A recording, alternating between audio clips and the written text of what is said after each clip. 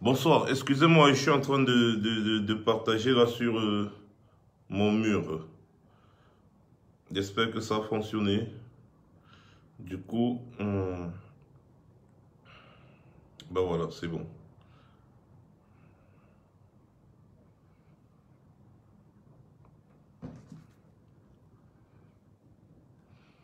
Maintenant, je copie le lien et je partage dans ma liste de diffusion WhatsApp. Ensuite, je viens à vous. Parce que demain là, doit être une journée exceptionnelle.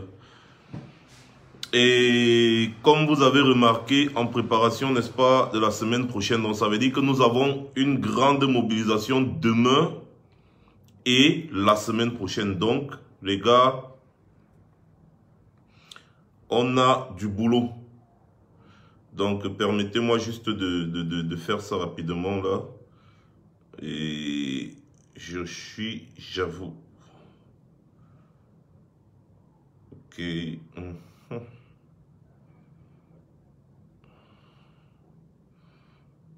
Je vois que ça coupe un peu.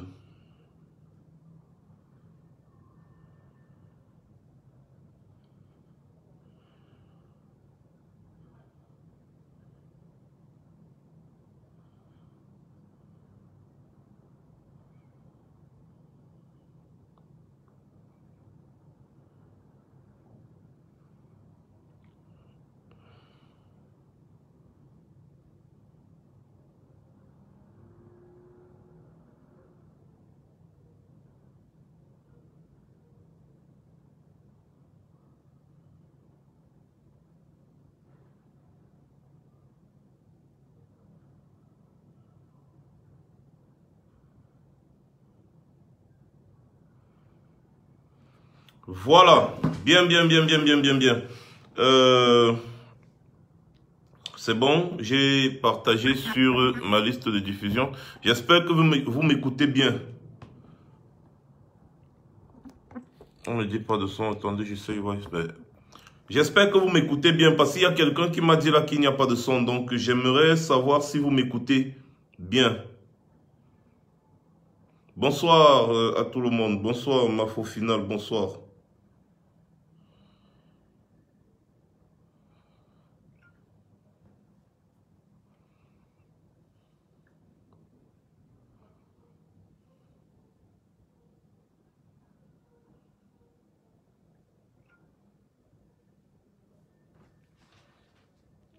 Ok.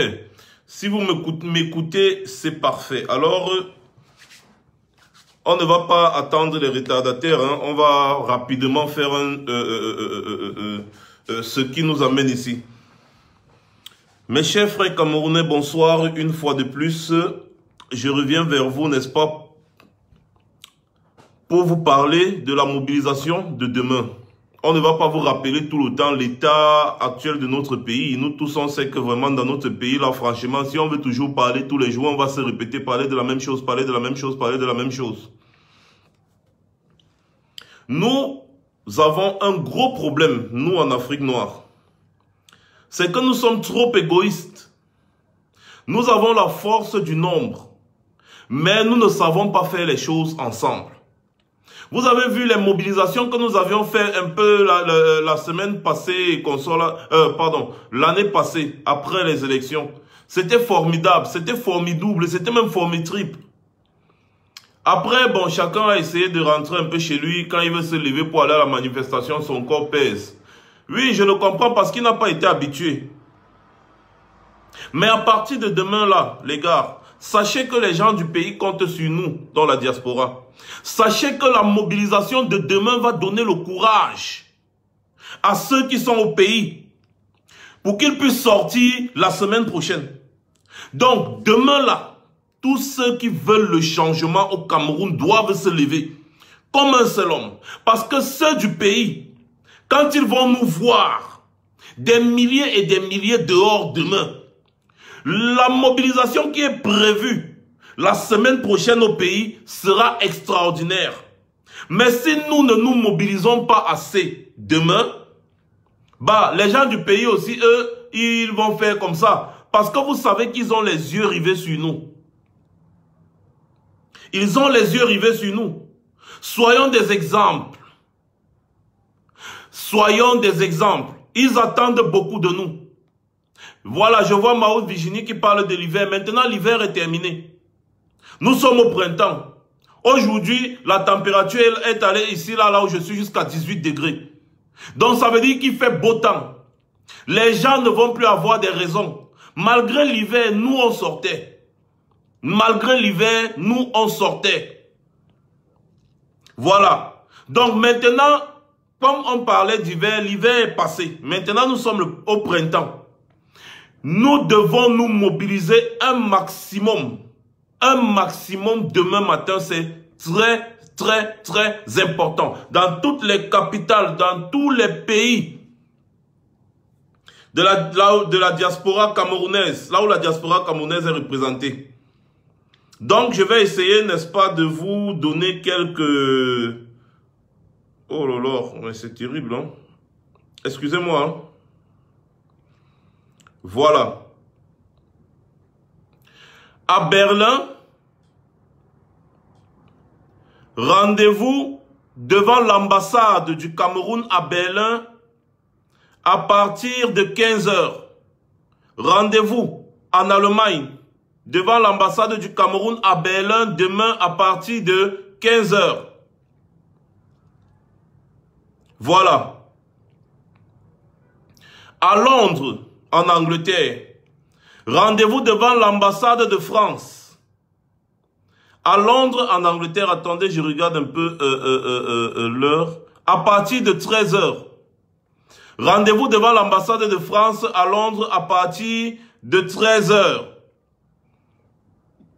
Voilà. Donc, ici, là, c'est aux États-Unis.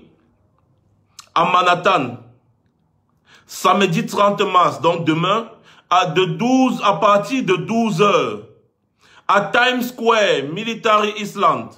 Times Square, Military Island. Demain à Manhattan, ceux qui sont aux États-Unis. Toutes ces fiches que je vous lis là, c'est sur mon mur. Je vous fais juste un récapitulatif. Pour ceux qui sont à Washington, aux États-Unis, à partir de 11 h, à partir de 11 h, à Washington DC, à partir de 11 h. Si je me trompe, ceux des États-Unis, essayez de me rectifier si je me trompe. J'ai vu la Washington DC, donc c'est sûrement, oui, à Washington DC à partir de 11 h. Voilà. À Los Angeles, ils ont mis ça où? 6430 Sunset Boulevard, à Los Angeles, 6430 Sunset Boulevard, à Los Angeles, à partir de 13 h, toujours, à partir de 13 h. Et ici en France, c'est à Paris, à la place de la République, à partir de 11 h. À Paris, à la place de la République, ici, c'est samedi, ici en France, pardon, excusez-moi. Ici en France, c'est à la place de la République, Paris, à partir de 11 h. Sortez en masse. Sortez en masse, par milliers. Si vous sacrifiez une seule journée dans votre emploi du temps, ça ne va pas vous tuer. Si vous sacrifiez une seule journée dans votre emploi du temps, ça ne va pas vous tuer. Jean-Augustin Evenga. Tu veux savoir quand nous serons au Cameroun? On ne vient pas au Cameroun. Tu as compris? C'est nous qui buvons l'eau sale au Cameroun, n'est-ce pas? Ne sors pas revendiquer tes droits au Cameroun, tu m'attends moi. Va rejoindre les André Blaise et Sama. Quand les Maurice Kamto et tous ses collaborateurs sont sortis dernièrement, tu étais où? Vous venez au Cameroun. C'est quand moi je vais venir que tu vas marcher. Mboutman, attends, je bloque même d'abord les bêtises là. Vous venez au Cameroun quand? Voilà. Donc les gars, demain il faut sortir par milliers. Il faut sortir par milliers. Comme ça nous allons donner du courage à ceux du pays pour qu'ils puissent aussi sortir le 6 avril. Le 6 avril, vous savez très bien, ce qui s'était passé le 6 avril 1984 au Cameroun. 2 ans après la prise de pouvoir de Paul Biya, il y a eu un grand massacre le 6 avril 1984. Je rends hommage à tous mes frères du Grand Nord qui sont tombés en avril 1984. Là-bas, en Balmayo, il y a les fosses communes. On a tué les ressortissants du Nord par dizaines, par centaines même. On les a enterrés comme des moins que rien dans les fosses communes parce qu'on les a accusés de tentatives de coup d'État. Jusqu'aujourd'hui, cette histoire n'a jamais été éclaircie. Cette affaire n'a jamais été élucidée. Ils ont tué en masse le 6 avril 1984. Voilà.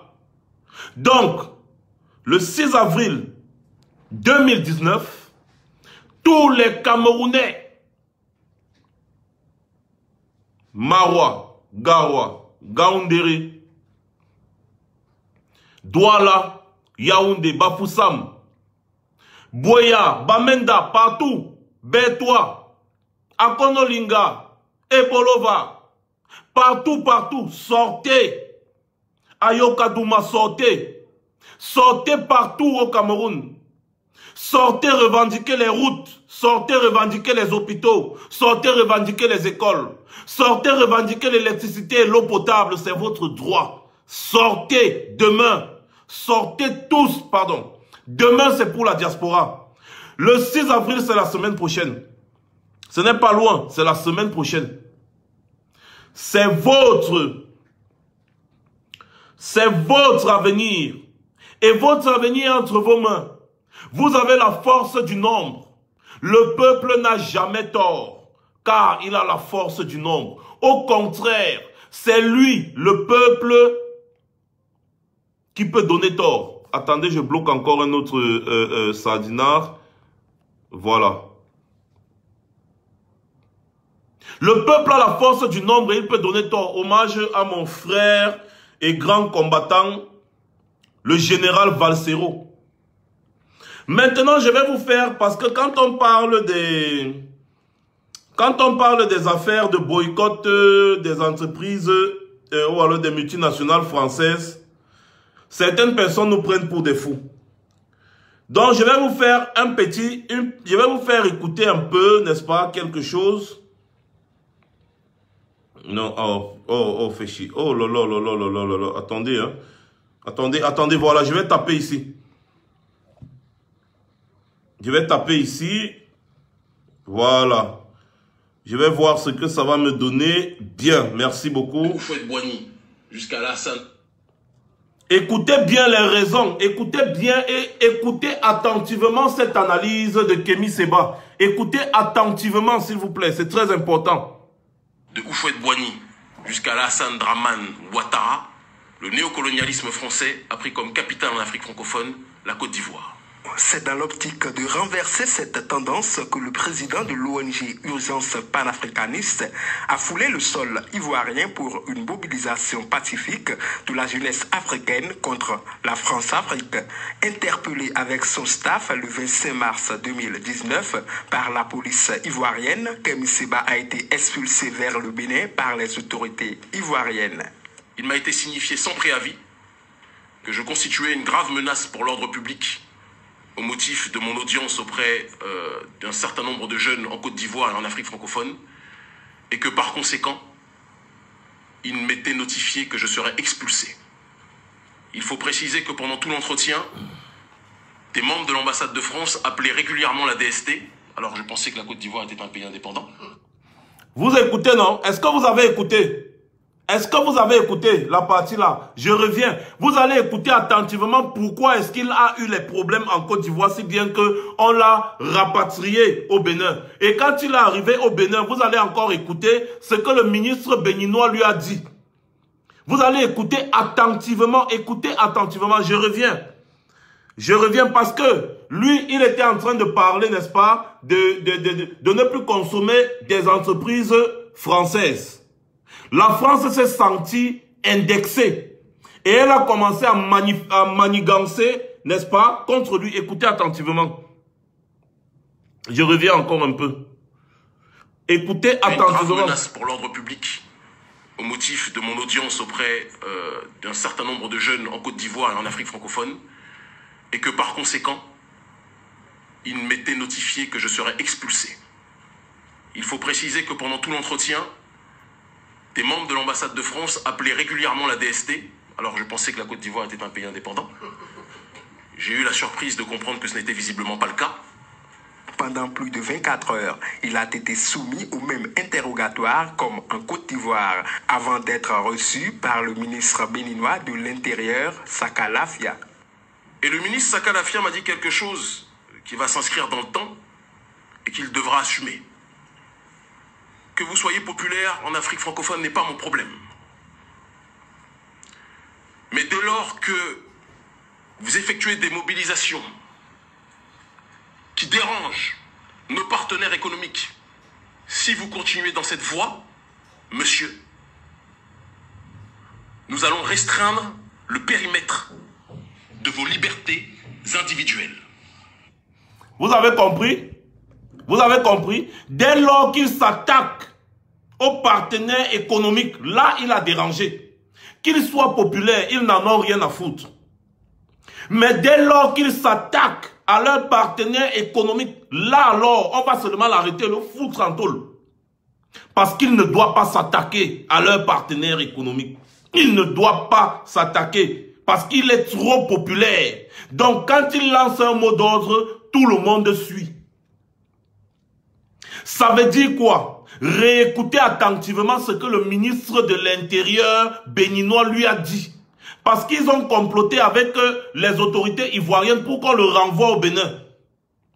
En Côte d'Ivoire, on lui a parlé d'autre chose, mais arrivé au Bénin, on lui a dit exactement pourquoi est-ce qu'il a été arrêté, pourquoi il a été rapatrié.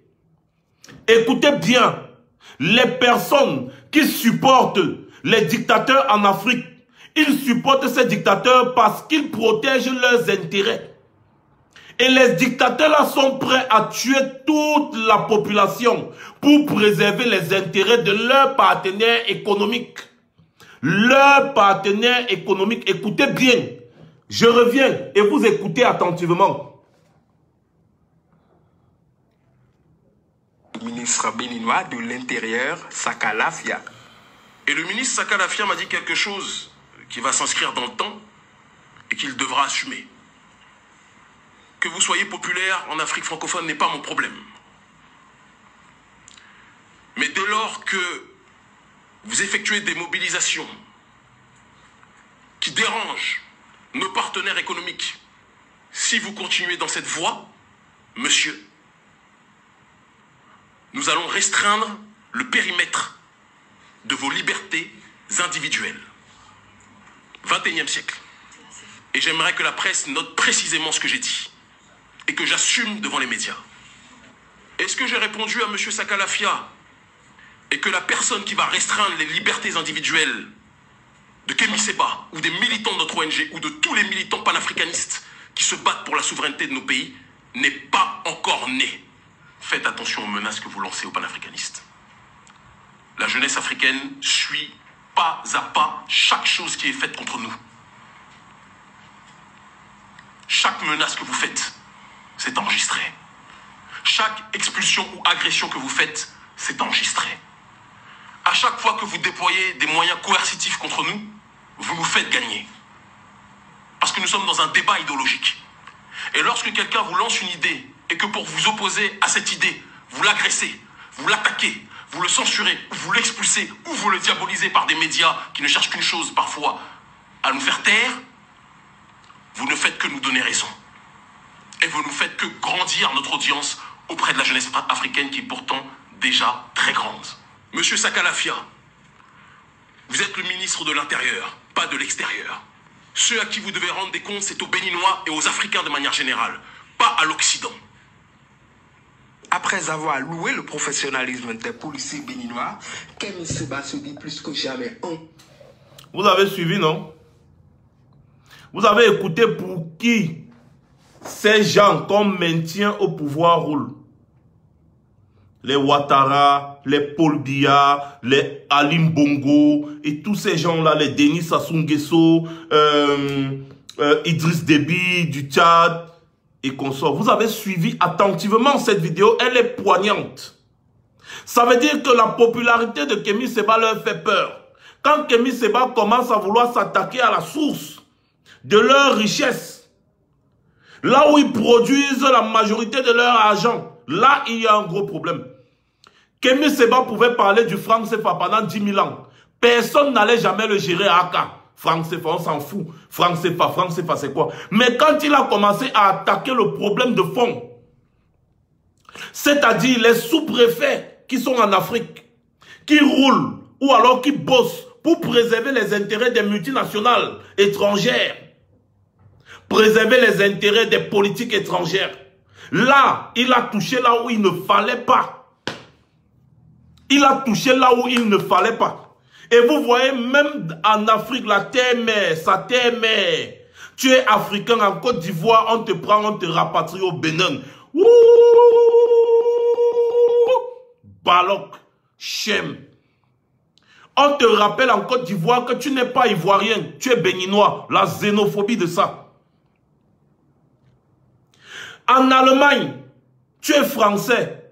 On regarde ton papier, tu passes. En Norvège, tu es français. On regarde tu passes. En Italie, tu es français. On regarde tu passes. En Espagne, en Suisse, partout. Même en Angleterre qui est dans le Brexit actuellement. Quand on regarde ton papier, tu passes. Même chose. C'est-à-dire c'est vice versa. Tu es en France, on regarde ton papier, tu es allemand. Tu passes.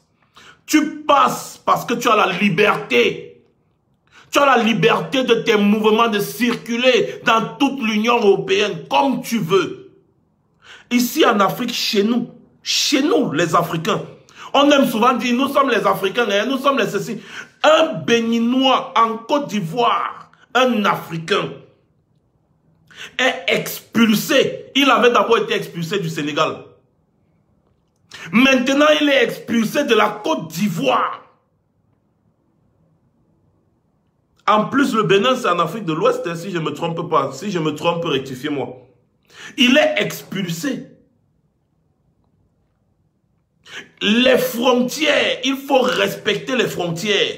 Parce que les frontières là n'ont pas été fixées par ceux qui nous dirigent aujourd'hui. Ça a été fixé par ceux qui les ont mis là-bas.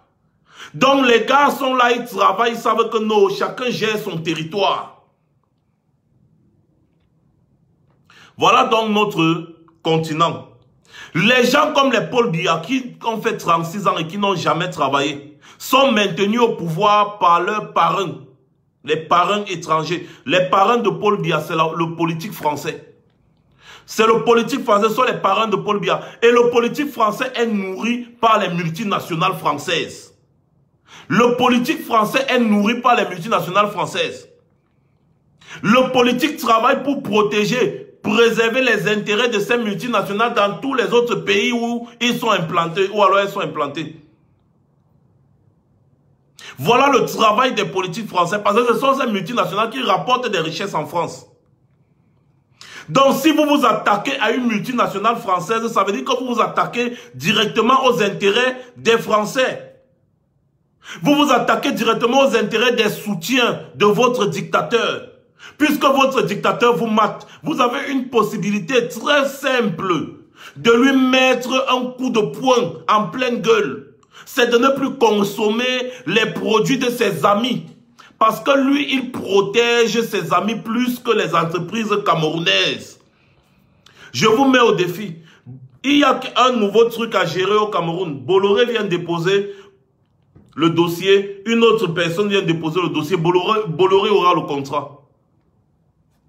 Une société française bien reconnue vient déposer le dossier. Une autre personne dépose le dossier. Même si la personne qui a déposé le dossier là a le meilleur devis, on va donner le contrat aux Français. Ça, c'est ce qui s'est passé au pont du Vouri. C'est ce qui s'est passé au pont du Vouri, la construction du pont du Vouri. Je vous ai expliqué ça ici. Les Chinois ont déposé un devis qui était bien supérieur, inférieur, pardon, au devis que les Français ont déposé.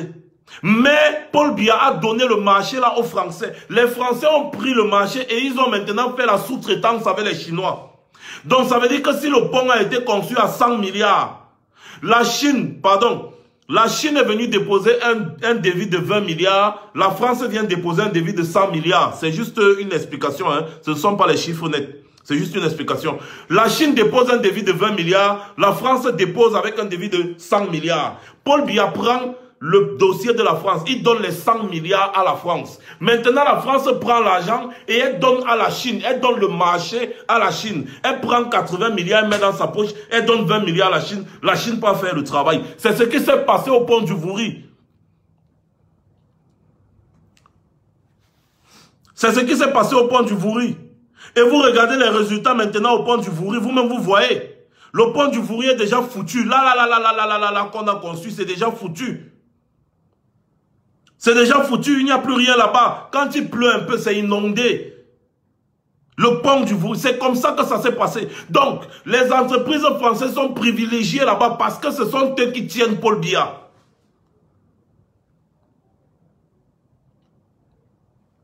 Ce sont eux qui tiennent Paul Biya.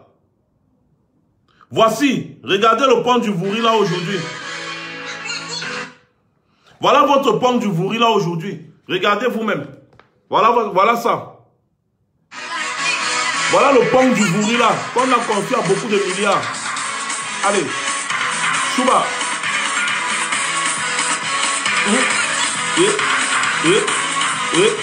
Chouba.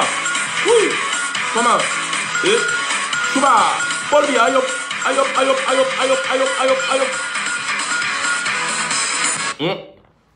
Hein? Ayop, Paul Biya. Chouba. L'une des plus fabuleuses propriétés. Chouba. Chouba. Paul Biya. Ayop. Voilà le président. Voilà un président dans un pays. Voilà ça. Et maintenant, je vous montre une vidéo qui va, c'est-à-dire, on va vous montrer c'est quoi un chef d'État. Je vous rappelle que le Rwanda n'a même pas les 1/4 des ressources que le Cameroun a. Mais regardez très bien le Rwanda. Regardez parfaitement le Rwanda de Paul Kagame. Quand un président travaille, ça ne s'ignore pas. Regardez. L'une des plus fabuleuses propriétés de la région de l'Afrique de l'Est est Vision City.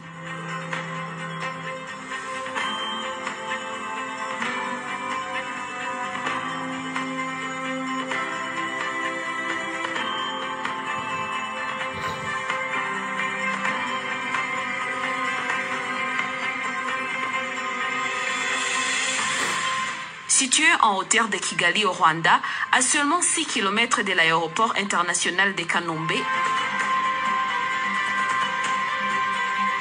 et à 3 km du centre-ville. Ce projet s'étend sur 157 hectares, dont la première phase comprise de 504 maisons. La phase suivante sera composée d'un centre-ville, un centre commercial, des points de vente d'aliments, des services des banques et plus encore. Ce projet phare vient du plus grand promoteur immobilier Ultimate Developers Limited. Cette toute nouvelle vision qui allie le design moderne à l'élégance classique a une vue époustouflante sur la ville où luxe rencontre les styles de vie. Cet impressionnant quartier autosuffisant est associé à une sécurité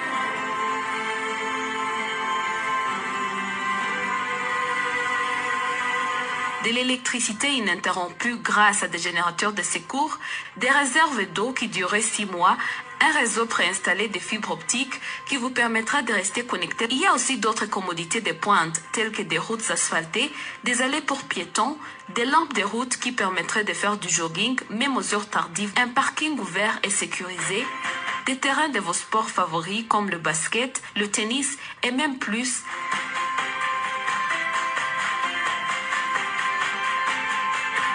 Des places publiques sécurisées favorables à la relaxation, un stationnement de bus pour vos petits qui vont et reviennent de l'école, ainsi qu'une salle commune.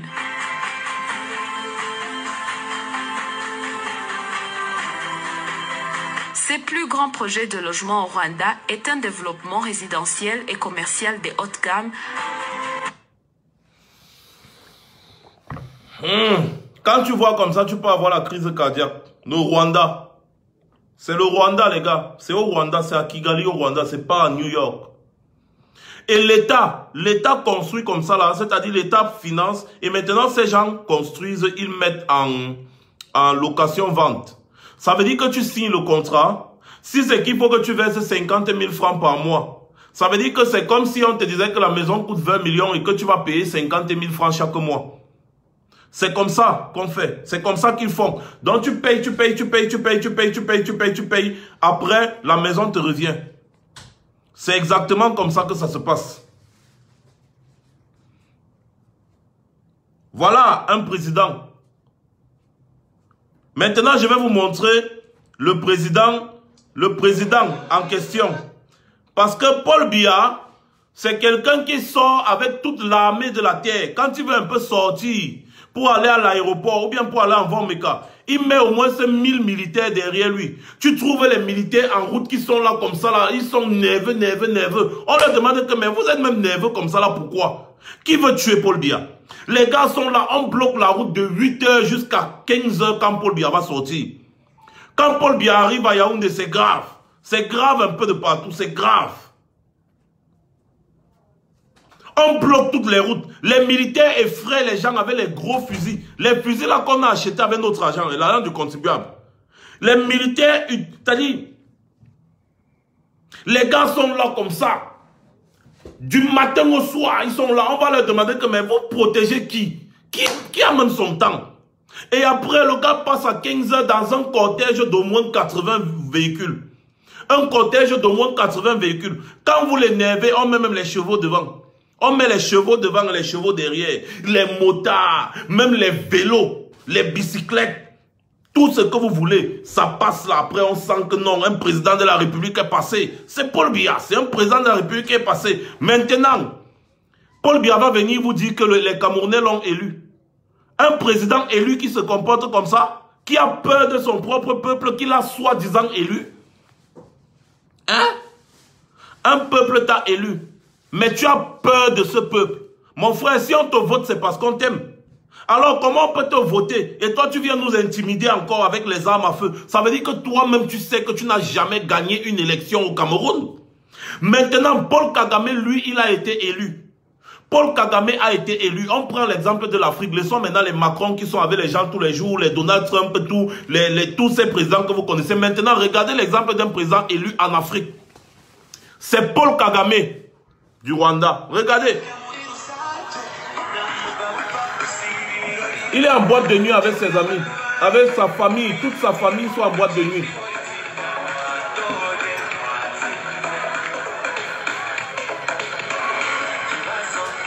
Voilà Paul Kagame en boîte de nuit, avec ses compatriotes.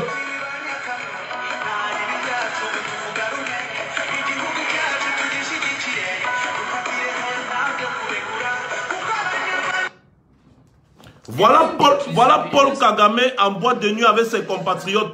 Les gens qui l'ont élu. Paul Kagame, vous voyez Paul Kagame aller faire le jogging. Il part faire le jogging avec ses compatriotes. Les gens qui l'ont élu. Paul Kagame part faire le marché. Lui-même, il part avec sa femme faire le marché. Ils partent au supermarché, ils font le marché. Ils achètent la marchandise aux gens qui l'ont élu. Les gens là l'ont élu, les gens là l'aiment. Ça se voit. Paul Biya, qui l'aime au Cameroun. Que Paul Biya sorte un peu seul, il part à la poste centrale. Qu'il sorte un peu seul, il part aussi en boîte de nuit. On voit qu'il a déjà élu. Qui a élu Paul Biya au Cameroun? Paul Biya mate la population.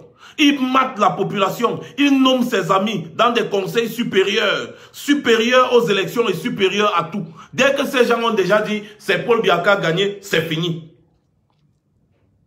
Voilà. Merci, fils du planteur. Il nettoie les caniveaux avec ses concitoyens, ses compatriotes. Ces gens l'ont élu. C'est pour ça qu'il est avec eux tous les jours. Emmanuel Macron, lui, il est ici, là. Avec les enfants dans les écoles, avec les ouvriers, avec les ceci, partout. Dernièrement, il était dans un débat avec les gilets jaunes. Partout. Ces gens l'ont élu. Paul Biya, qui t'a élu? Ce sont les gens qui t'ont élu que tu menaces avec les fusils quand tu veux sortir là. Hein, Paul Biya? Arrêtez de prendre les gens pour des stupides. Arrêtez de prendre les gens pour des cons. Arrêtez de narguer les gens. Paul Biya, tu n'as jamais été élu. Tu n'as jamais été élu. Jamais. C'est pour ça que quand tu veux sortir, tu intimides tout le monde. Donc, on était en train de parler des multinationales qui soutiennent nos dictateurs. Paul Kagame privilégie les entreprises rwandaises. Il privilégie les investisseurs rwandais. Il privilégie les Rwandais. Paul Kagame a déjà mis tous ces gens à l'écart, la Belgique, la France et tous. Il les a tous mis à l'écart. Quand il y a un dossier, quand il y a un marché public, on étudie, c'est les Rwandais. Les Rwandais d'abord. Ce n'est pas comme au Cameroun. Et vous-même, vous voyez comment le Rwanda se développe. Regardez comment le Rwanda se développe. De 1996 à aujourd'hui. En 20 ans, 23 ans, en 23 ans, le Rwanda s'est transformé. Après ce génocide qui a fait plus d'1 million de morts. C'est-à-dire, ce génocide qui a fait, ce génocide d'avril 96, je crois en avril 96, qui a fait plus d'1 million de morts. Les gars se sont levés. À partir de 2000, le Rwanda a commencé à émerger. Donc c'est en 19 ans que le Rwanda est devenu comme il est devenu là. En 19 ans seulement. Et ils ne font qu'émerger. Ils ne font qu'émerger. Pendant qu'au Rwanda, on construit une usine de montage de voitures à 20 millions de dollars. Au Cameroun, Paul Biya fait les voyages privés à 192 millions de dollars. Soit 9 fois le prix de la construction d'une usine de montage de voitures au Rwanda. Paul Biya, lui, prend cet argent pour aller s'amuser. Alors qu'au Rwanda, on prend l'argent pour construire les usines. Ce qui va donner le travail au Rwandais. Les Rwandais n'importent plus les voitures. La majorité des voitures que les Rwandais utilisent, c'est fabriqué au Rwanda. C'est fabriqué... Non, c'est de 2000. De 2000. Parce que quand Paul Kagame prend le pouvoir, il faut réformer. C'est à partir de 2000 jusqu'à présent que le Rwanda commence à se développer.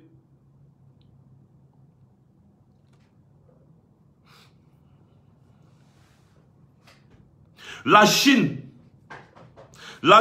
c'est en 30 ans, hein, 30 ans.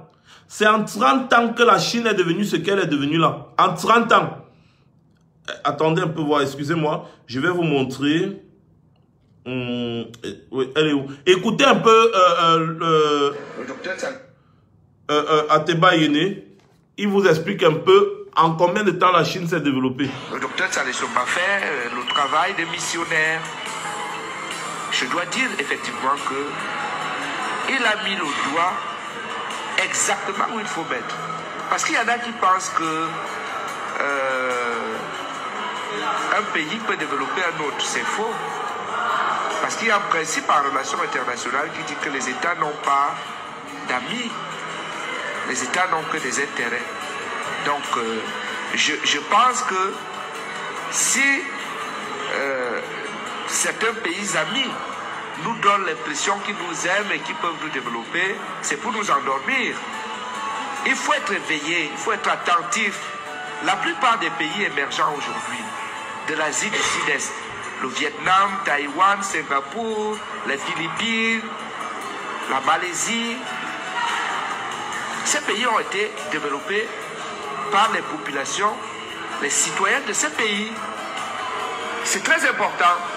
Vous savez que la Chine, par exemple, jusqu'en 1985, il était interdit aux Chinois de sortir de la Chine. Ils ont sinisé, comme on dirait camerounisé, comme on dirait africanisé, leur propre culture.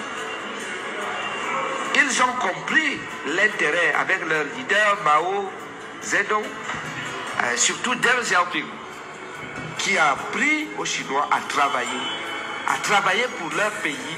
Et aujourd'hui, si vous arrivez en Chine, vous n'allez pas croire que c'est en 30 ans que ce pays a pu se développer de cette manière-là.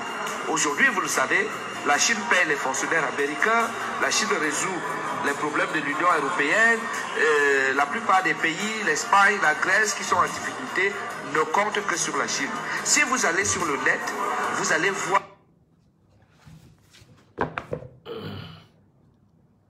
En 30 ans seulement, en 30 ans, la Chine est devenue ce qu'elle est devenue là en 30 ans. 30 ans seulement. Quand tu regardes la population camerounaise, quand tu regardes les ressources et les richesses du Cameroun, tu te rends compte que le Cameroun pouvait être 100 fois la Chine. Si on avait un bon président. 100 fois. Le Cameroun, les gens allaient se déplacer dans tout le monde entier pour venir au Cameroun. Dubaï, qui est la ville la plus visitée, c'est le Cameroun qui devait être visité comme Dubaï. Le Cameroun devait être le pays le plus visité de cette planète si on avait bien travaillé. Si nos pères avaient travaillé, si Paul Biya avait mis l'accent sur le travail, avec toutes les richesses que nous avons, toutes les richesses que le Cameroun a, on exploite les richesses là archaïquement et on part avec sans transformer. On part avec ça brut, sans transformer. Que ce soit le bois qu'on peut scier sur place, on part. L'or, le diamant, le fer, tout, on part avec sans transformer. Le pétrole, n'en parlons plus. On part avec sans transformer. Nous, on importe encore le pétrole, pourtant on produit le pétrole. Vous allez nous dire que la SNH est là. La SNH, c'est quelle société? Ça sert à quoi?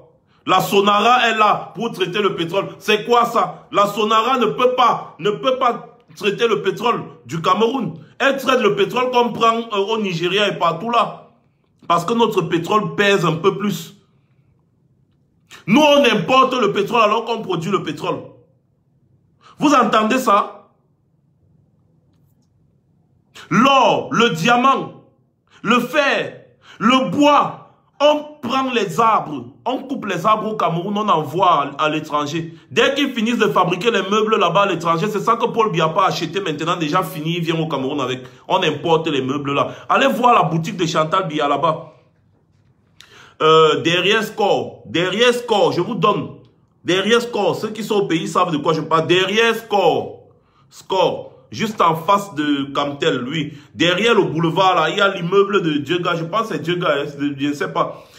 Derrière, c'est-à-dire un peu derrière le boulevard, derrière la tribune présidentielle du boulevard, il y a l'immeuble, il y a la boutique de Chantal Biya là-bas. Allez voir les meubles de luxe qu'il y a là-bas. Tout est importé. Tout est importé. Tout. Alors que nous avons le bois. Hein? Avec les grands menuisiers que moi je connais au Cameroun là. Et quand tu regardes la qualité des meubles là, tu mets les mains sur la tête. De la bêtise par rapport à ce que nous on peut. On a les meilleures qualités de bois. Les meilleures qualités de bois ici en Afrique et dans le monde.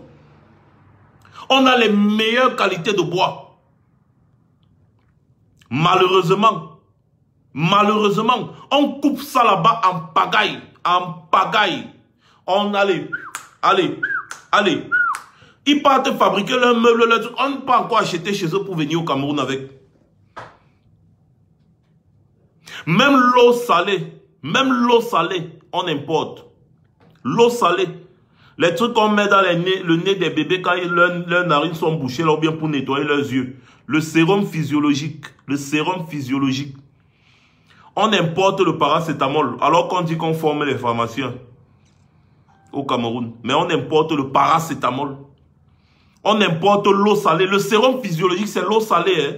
C'est l'eau salée. Mais on importe ça. On importe l'eau salée au Cameroun. On importe même le cure-dent. C'est donc ça. Et comment est-ce que vous allez vous développer avec ça? Vous ne pouvez pas vous développer avec ça. Impossible de se développer avec ça. Vous vous posez la question de savoir comment un président peut aussi vendre son pays autant moins cher. Eh bien, c'est parce que le gars privilégie d'abord ses amis de l'étranger. Avant de parler même des Camerounais, non pas des Camerounais, en dernier ressort. Il privilégie d'abord ses amis de l'étranger. On envoie le bois brut, on fabrique les fauteuils là-bas, on vient au Cameroun avec pour vendre.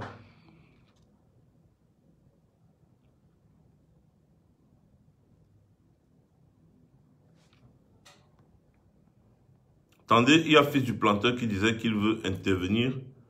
Je vais lui donner la parole. Je vois qu'aujourd'hui, vous n'avez pas assez partagé le direct, mais ce n'est pas grave. Les gens vont rester et ils vont continuer de regarder. Bien le bonsoir à toi, Max. Bonsoir, Fils du Planteur. Alors, Vraiment, le direct de ce soir est vraiment très, très intéressant. Et vraiment, je voulais emboîter le pas sur ce que tu parlais du transfert comment je vais dire, le rapatriement de nos matières premières ici en Europe. Alors, les Camerounais, ne vous trompez plus. Il est temps que chaque Camerounais s'interroge intérieurement et connaisse ce qu'il veut dans sa vie. Posez-vous les questions, surtout nous qui sommes en diaspora ici. La classe diasporique camerounaise, nous devions nous interroger. Quand on arrive, nous sommes les immigrés, les sans-papiers. Mais quand notre or, notre argent, notre diamant arrive en Europe, ils ne sont jamais les immigrés, ils ne sont jamais les sans-papiers. Ils sont la bienvenue. Ils sont la bienvenue. Le Mangossi qui est ici à la bibliothèque François Mitterrand, ça n'a pas de nom, c'est 10 étages construits en bois. Le pur Mangossi, c'est insolent. Il dit c'est insolent. Au Cameroun, il n'y a pas de route. Hein. Il n'y a pas de route, il n'y a pas un espace. C'est près de 100 hectares là-bas qu'on a construit rien qu'avec le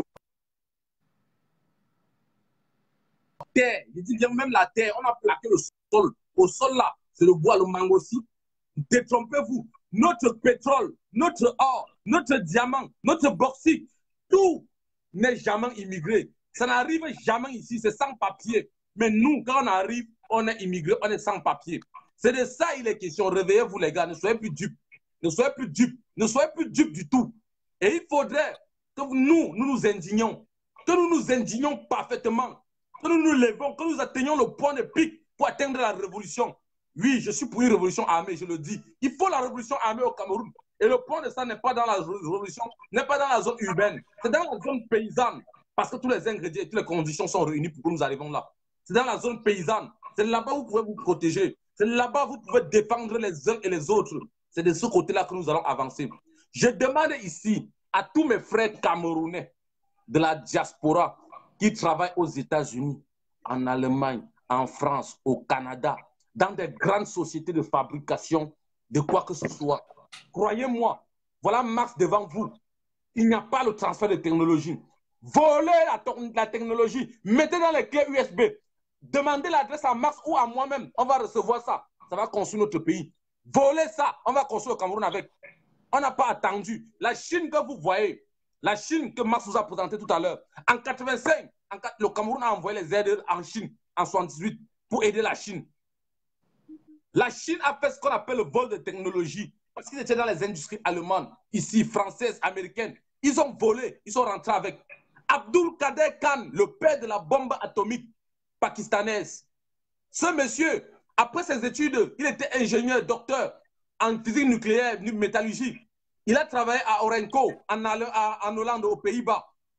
Il a fait 3 ans. Il a recopié tous les plans de construction de la bombe atomique. Avant que les États-Unis n'ouvrent les yeux, le Pakistan avait la bombe atomique. Et plus jamais on a humilié son pays. Il a vendu le même plan à la Corée du Nord. Il a vendu à Muammar Kadhafi. C'est ça qui a permis à Kadhafi, en 2003, d'aller négocier à l'ONU pour avoir ce qu'on appelle la levée de blocus, qui a conduit à sa mort en 2011. C'est pour vous dire, soyez des voleurs de technologie. N'attendez jamais qu'ils vous disent que venez, on va transférer, ou vous avez une machine qui tombe en panne, on va envoyer un technicien. Le technicien qui vous envoie là, il ne vient pas pour vous dépanner la machine. Il vient creuser, trouver, détériorer encore la machine. Donc, il vient provoquer des pannes encore sur la machine pour conduire l'État à dépenser 2 fois plus. C'est de ça il est question. Et ne perdez jamais de vue. Soyez toujours les plus vigilants, les premiers à vous indigner partout où il y a l'insécurité ou l'injustice qui se pose. Au Cameroun, aujourd'hui, nous avions tellement acculé Paul Biya qui s'est tourné vers la Russie. Le Cameroun, je vous préviens, se tend encore vers le Pakistan 2. Parce que quand le Pakistan s'est divisé, ça a donné le Bangladesh à côté. Pourquoi? Parce que les Américains et les Russes se bagarraient sur le terrain. D'où vient Ben Laden?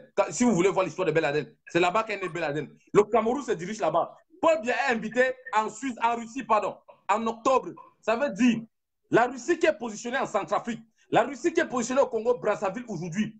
Paul Biya veut se tourner vers la Russie parce que la France l'a lâché. Les États-Unis l'acculent. Il ne veut pas perdre son pouvoir. Il veut se retourner vers la Russie pour que le Cameroun soit divisé. Et là, croyez-moi, la puissance impériale impérialistes, pardon, des Américains et Français ne sont pas prêts à lâcher le golfe du Guinée. Le Cameroun, sans notre approbation, sans notre accord, va tomber dans la déchéance totale. Parce que la Russie et les Américains, ils vont s'affronter au Cameroun pour vouloir sauvegarder le pouvoir machiavélique de Paul Biya. Parce qu'il veut toujours marcher dans ses carrés. Faisons attention. Faisons beaucoup attention. Si nous ne nous indignons pas, si nous ne nous levons pas, je vous jure, cette guerre se fera sans nous. Et au-dessus de nos têtes, on ne pourra maudire. Il est temps que nous nous levons. Que la marche de demain soit une marche historique. Que la marche de demain soit le challenge algérien. Comme les Algériens, que tous les Camerounais de la diaspora sortent pour venir se défendre. Pour tous les Camerounais sortent pour venir défendre leur pays. C'est notre pays. C'est notre pays, c'est la chose qui nous reste. C'est notre terre promise. C'est là-bas que nous irons trouver nos ancêtres. Ce n'est pas l'Israël. Détrompez-vous. Vous arrivez en Israël, vous êtes sans papier. La terre promise, ce n'est pas la Mecque.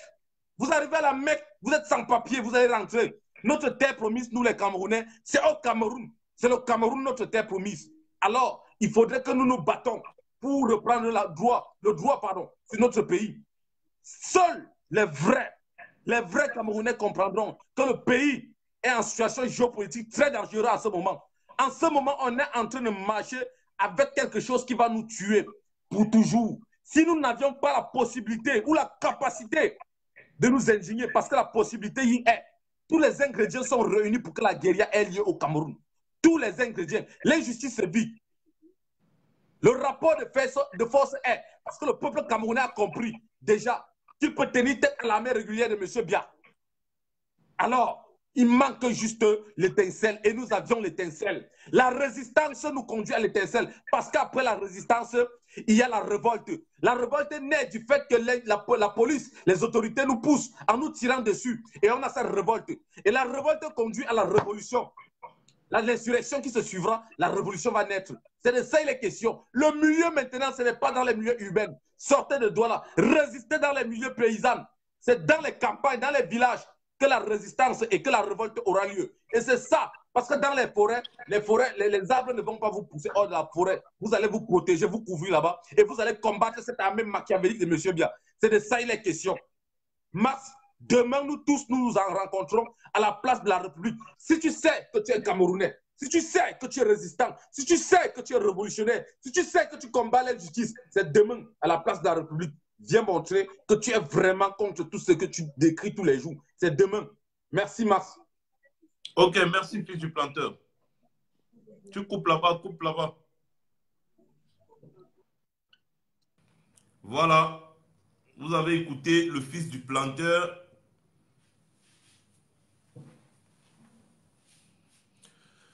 Ce qui est sûr, c'est que dans votre pays, si vous ne vous battez pas, les autres vont venir se battre à votre place. Mais le problème, c'est que quand ils viennent se battre là, ce n'est pas pour vos beaux yeux. Ils ne viennent pas se battre parce qu'ils vous aiment.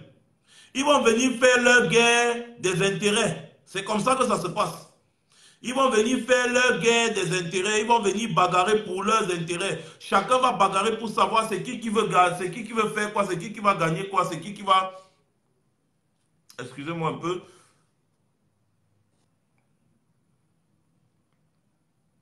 Calibri, Calibro. Après, je vais prendre Ahmed. Après, je vais prendre Ahmed.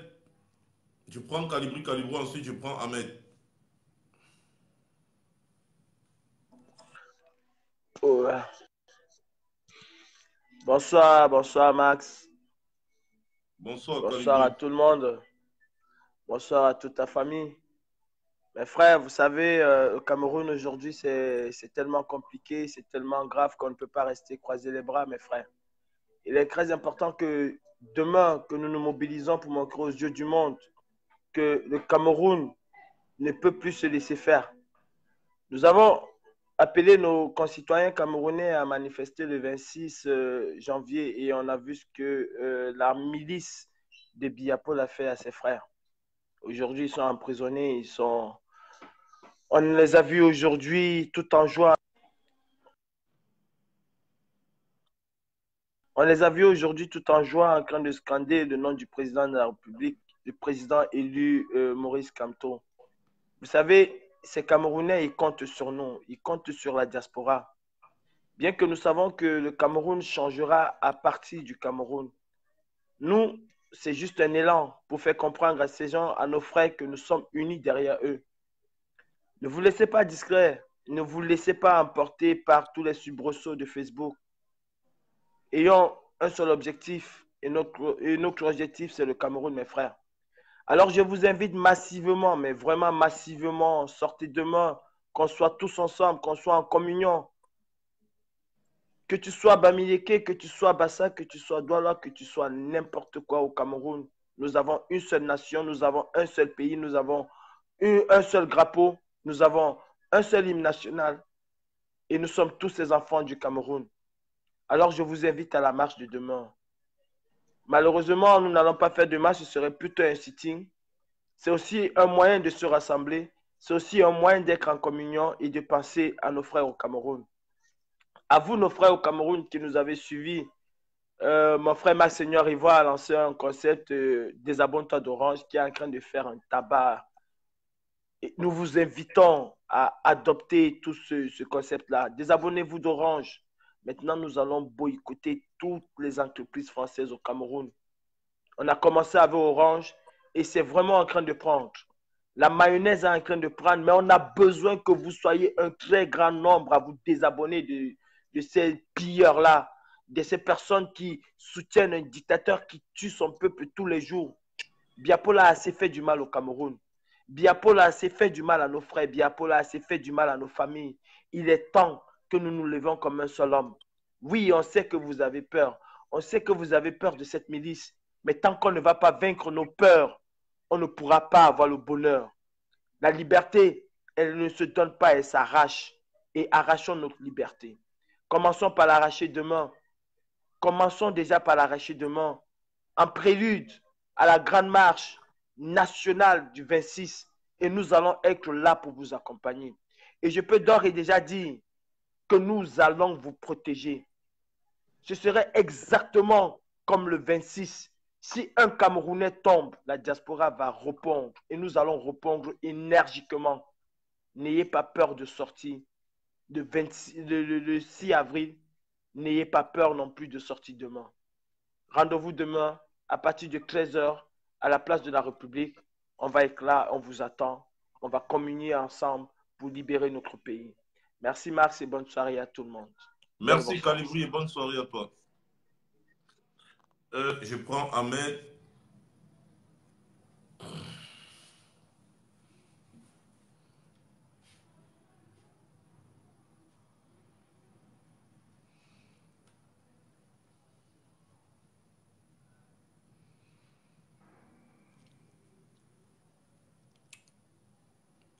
Espérons qu'il va pouvoir décrocher. Hein.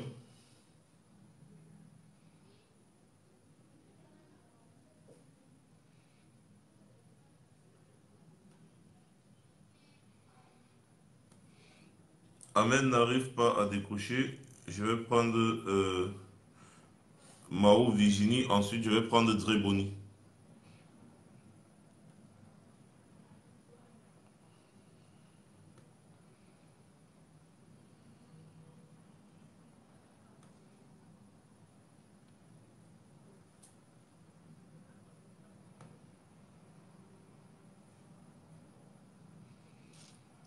Mao Virginie ne prend pas, je prends Dreboni. On n'a pas de temps à perdre, hein. On doit rapidement... il est où Dreboni? J'ai vu Dreboni là tout à l'heure. Il faut que je fouille encore.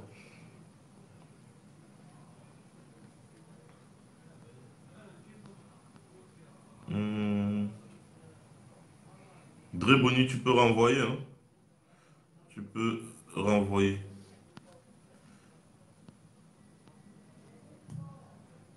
Ok.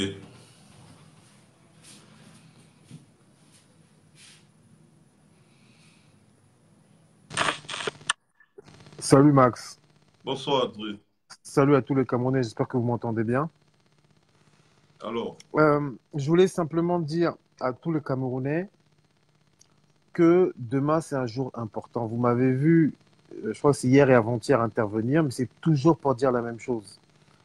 Moi, j'étais comme beaucoup, j'ai été touché par la vidéo où les Camerounais qui sont embarqués dans un camion qui vont en prison chantent le nom de Kamto.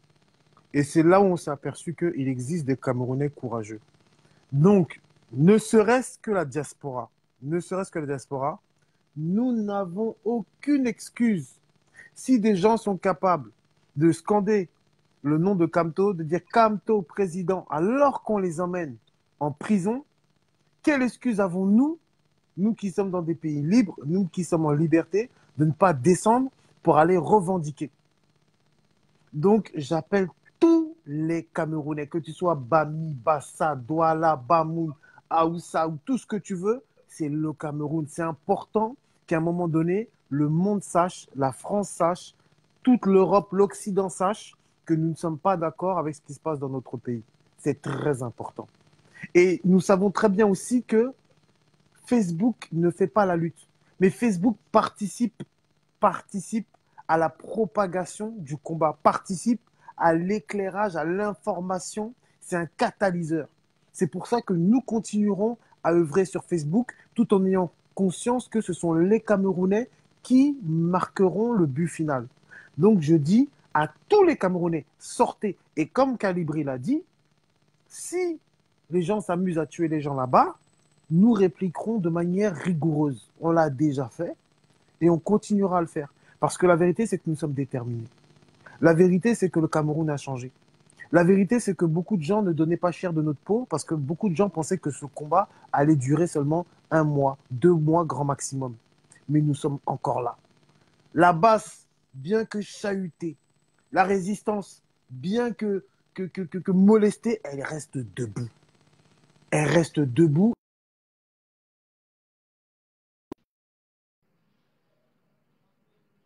Et tant que ce régime n'aura pas rendu son tablier, il nous trouvera sur sa route. Et il ne dormira pas du sommeil du juste. Parce que tous les gens qui vont venir en Europe, nous allons les attendre de pied ferme. Tout ce qui est en notre pouvoir pour déstabiliser ce pouvoir, nous le ferons. Et je sais que les Camerounais vont se lever. C'est une question de temps. Moi, j'ai confiance en mon peuple. Je sais que les Camerounais, ils ont des défauts. Je sais qu'ils ont peur. Je sais qu'il y en a d'autres qui n'ont pas encore vu l'intérêt. Mais à un moment donné, arrive le temps où tes yeux sont en face des trous, où les gens vont se lever. Ce qui s'est passé en Algérie, ce n'est pas seulement destiné aux gens du Maghreb. Le courage n'existe pas que chez les autres. On dit impossible n'est pas camerounais. Nous sommes toujours les derniers qui, au final, arrivent en premier. C'est toujours comme ça l'histoire. Le Cameroun et le Camerounais ne sont jamais meilleurs que lorsqu'ils sont dos au mur. Et là, ce régime-là nous amène dos au mur.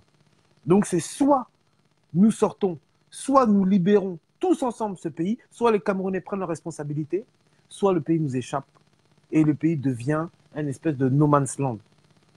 Nous disons non. Donc c'est pour ça que je dis à tous les Camerounais, toutes les Camerounaises, sortez, levons-nous comme un seul homme et finissons-en avec la dictature. La démocratie n'est pas bonne que chez les autres. Le développement n'est pas bon que chez les autres. Toutes les bonnes choses que vous voyez ailleurs, nous pouvons les avoir. C'est de l'autre côté du mur. Il faut simplement franchir le mur. Il faut surmonter sa peur. Je n'en veux pas aux Camerounais qui ont peur. Je ne leur en veux pas. Par contre, je leur dis, surmontez votre peur. Surmontez votre peur. Un homme qui ne surmonte pas ses peurs est un homme qui ne va nulle part. Tous les hommes qui ont réussi, tous les hommes qui ont accompli de grandes choses, même les peuples qui ont accompli de grandes choses, ce sont des peuples qui ont surmonté leur peur. Les Français ont surmonté leur peur en 1789. Les États-Unis, lors de la guerre de sécession, ils ont surmonté leur peur. Les Chinois et tous les pays développés ont surmonté leur peur. Les Indiens contre l'Empire britannique ont surmonté leur peur. Il faut que les Camerounais surmontent leur peur pour pouvoir enfin avoir les manettes de leur propre destinée et devenir cette grande nation que le monde attend. Le monde attend la révélation des Camerounais. Donc, chers amis, je ne veux pas être long, je laisse la parole. Demain, c'est notre jour, c'est le jour de notre jour. Nous allons démontrer. Que Dieu vous bénisse. Je vous aime, chers frères camerounais. Ensemble, nous allons y arriver. Merci beaucoup. Restez positifs. Merci. Bonne soirée, Idriss. Donc voilà. Oh là là, le truc s'est coupé. Bon, mes chers frères et sœurs, sachez que demain à Berlin, excusez-moi un peu 2 secondes.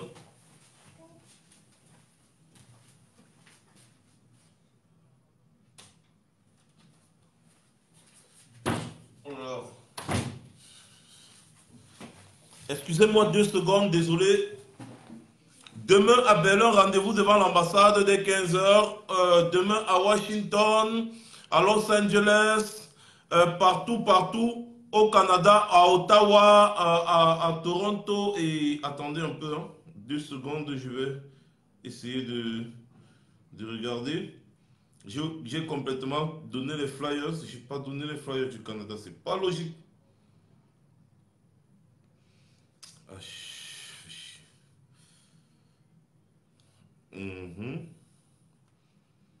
Voilà. Excusez-moi un peu, hein. Voilà. À Ottawa, au Canada. À Montréal, au Canada également et au Québec. Donc, on commence par Ottawa.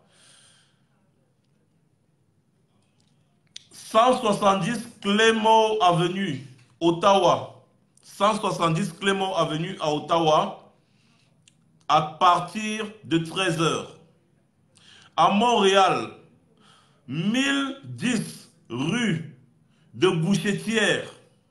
1010 rue de Bouchetière à partir de 13h. Et pour finir, au Québec, rassemblement au Musée national des Beaux-Arts du Québec. Rassemblement au Musée national des Beaux-Arts du Québec à partir de 13h. Donc, toutes ces affiches sont sur mon mur Facebook. Au Québec, c'est au Musée des Beaux-Arts à partir de 13h. Tous ces renseignements sont sur mon mur Facebook. Vous allez là-bas, si vous êtes au Canada, si vous êtes aux États-Unis, si vous êtes en Allemagne, si vous êtes en Angleterre, si vous êtes en France, vous allez voir tout ça sur mon mur. Donc, mes chers frères et sœurs, demain, commençons par prêcher l'exemple. Nous devons nous mobiliser un maximum demain. Et puis le 6 avril, nous devons nous préparer.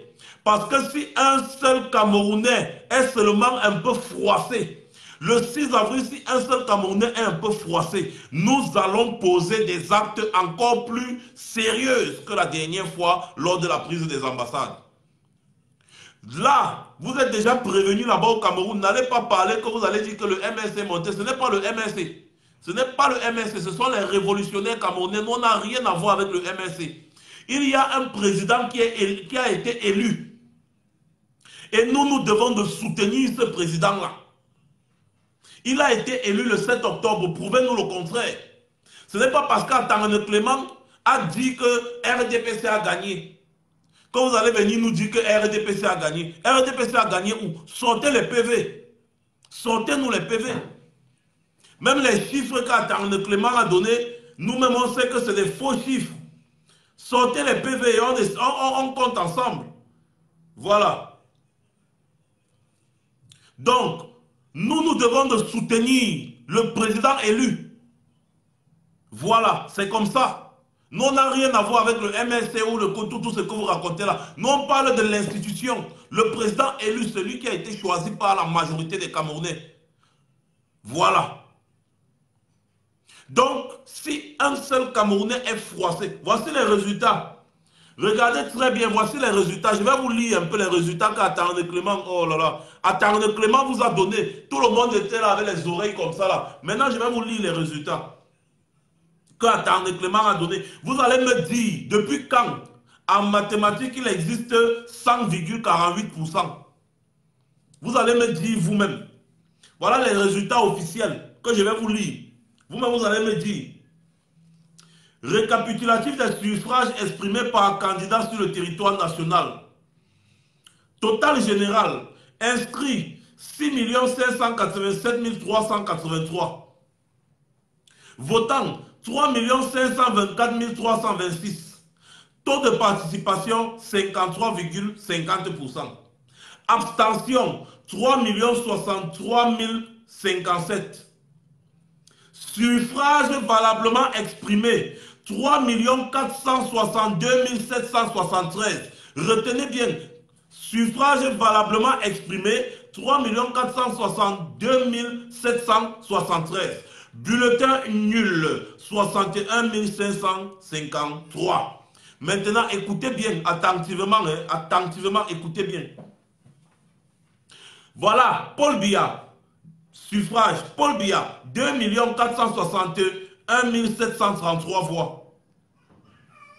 2 461 733 voix, soit 71%. Gaga Aman a dit 55 971 voix, 1,62%. Prenez les calculs, prenez la calculatrice, vous-même vous calculez. Kamto Maurice, 498 536 voix, donc 14,40%. Ça, c'est ce que le RDPC attend. Clément a lu là-bas. Les vidéos sont encore sur Facebook. Matomba Serge Espoir, 34 106, 0,98%. Akere Mouna, 16 753, 0,48%. Ndamjoya, 59 884, 1,73%. Difo Franklin, 23 298% votants, ou alors voix, 0,67%. Oshi Joshua, 110 449, soit 3,19%. Cabral Libi, 218 834 voix, soit 6,32%. Quand tu vas maintenant calculer le taux des voix, c'est-à-dire le nombre de personnes selon le grillage, quand tu vas calculer, tu vas retrouver 3 479 564 votants ou alors voix. Pourtant, en haut, on vous dit bien que le suffrage valablement exprimé est 3 462 773.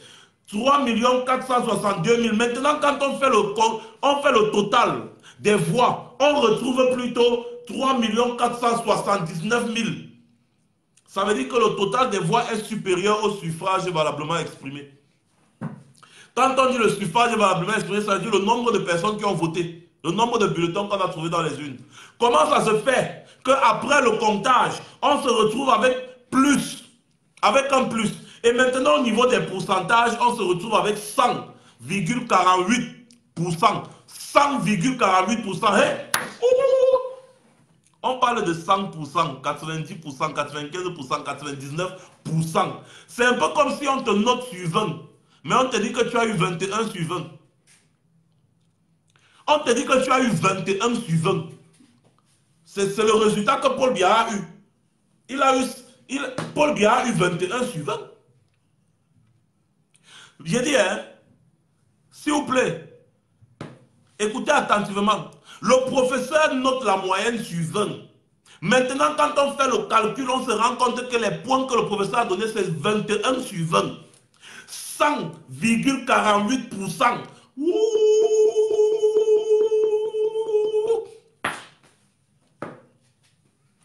Nombre de personnes qui ont participé, donc le nombre de personnes qui ont jeté le bulletin dans les urnes, c'est 3 462 000 personnes. Maintenant, le nombre de voix qu'on retrouve dans ces mêmes urnes-là, ça devait toujours être 4 462 000 personnes. Mais non, ici maintenant, on se retrouve avec 4 479 000. 479 000. Voilà pourquoi il y a le 48% derrière. Voilà pourquoi il y a le 48%. Donc, c'est-à-dire les gars ont paniqué parce que le président élu a déclaré qu'il a été vainqueur des élections. Les gars ont paniqué, ils sont partis fabriquer encore les faux résultats. Ils n'ont pas pris le temps de bien calculer. Et voilà ce que ça a donné. Voilà ce que ça a donné. Ils n'ont pas pris le temps de bien calculer. Voilà ce que ça a donné. Parce qu'ils ont fait ces résultats, c'est dans la panique. Ils sont partis écrire. Et Attarné Clément, comme il est bête, lui aussi il est parti lire ça. Allez revoir le contentieux, allez revoir la déclaration des résultats. C'est ça. Voici les chiffres là ici. Voici ça ici. C'est ça qu'Attarné Clément a dit jusqu'à il a dit que Paul Biya a gagné. Dans un pays normal, quand il y a ce genre de bêtises, on annule toutes les élections et on recommence. Ou alors, on remet tous les PV, on compte. On compte tous les PV, département par département, ou alors bureau de vote par bureau de vote. C'est comme ça qu'on fait. Dans un pays normal, là où on respecte les citoyens, c'est comme ça qu'on fait. Quand il y a quelque chose comme ça veut dire qu'il y a eu une faute quelque part. Il y a eu une faute quelque part parce que 100,48% n'existe pas. Il y a eu une faute quelque part. Donc, normalement, le président de la Cour constitutionnelle devait vérifier ces chiffres. On devait calculer et voir qu'il y a un problème. On devait demander de recompter les voix. Et c'est ce que le président élu a demandé. Qu'on recompte les voix bureau de vote par bureau de vote. Si Paul Biya a gagné, il va lever les mains. Mais comme le président élu sait qu'il a gagné et que Paul Biya sait qu'il a perdu, Paul Biya ne peut pas recompter les voix. Voilà donc ça. C'est pour ça qu'il faut sortir demain. Donc nous, on ne scande pas quand notre président pour rien. Ce n'est pas parce qu'on travaille pour lui. J'ai toujours dit ici, et je le dirai, nous allons soutenir le président élu, qui n'est nul autre que Maurice Kamto, le professeur Maurice Kamto, c'est le président élu, et c'est lui que nous reconnaissons. Le nouvel ambassadeur qu'on a nommé ici là à Paris, là, le nouvel ambassadeur à Mambra, là, tu auras des problèmes avec nous. Tu auras des sérieux problèmes parce qu'on va te rendre la vie difficile. Tu n'es pas un ambassadeur reconnu par nous là. Tu auras un problème sérieux. Un gros problème. Donc mes chers frères et sœurs, rendez-vous demain ici à la place de la République Paris pour la grande mobilisation internationale. Nous on est en France, les autres seront en Allemagne, les autres seront en Angleterre, les autres seront aux États-Unis, les autres seront au Canada et partout. Le monde entier doit voir les Camerounais envahir les rues de tous ces pays-là. C'est très important. Passez une bonne soirée. Rendez-vous demain à la manifestation.